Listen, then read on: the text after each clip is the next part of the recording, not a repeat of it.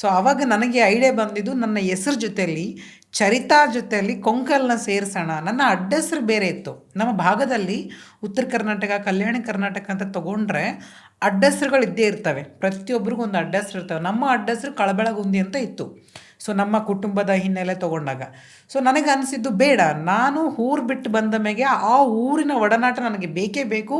ಆ ಊರು ಮತ್ತೆ ನನಗೆ ಬೇಕನ್ನೋ ಕಾರಣಕ್ಕೋಸ್ಕರ ನಾನಿವತ್ತು ಬಂದೆ, ಬೆಂಗಳೂರಲ್ಲಿ ಸೆಟ್ಲಾದೆ, ಬೆಂಗಳೂರು ಲೈಫ್ ಲೀಡ್ ಮಾಡ್ತಾ ಇದ್ದೀನಿ ಅಂದ ತಕ್ಷಣ ಊರಿಗೆ ಹೋಗ್ಬಾರ್ದಂತೇನು ಯಾರೂ ಅಲ್ಲೇನು ಗೇರೆ ಹಾಕಿರಲಿಲ್ಲ.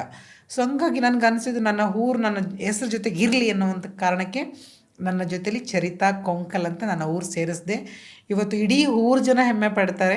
ಇಡೀ ಆ ಹೆಸರು ಕೂಡ ಅಷ್ಟೇ ಫೇಮಸ್ ಆಗಿದೆ. ನನಗೆ ತುಂಬ ಪ್ರೌಡ್ ಆಗುತ್ತೆ ನನ್ನ ಊರು ನನ್ನ ಹೆಸ್ರು ಜೊತೆಲಿರೋದು. ಓಕೆ.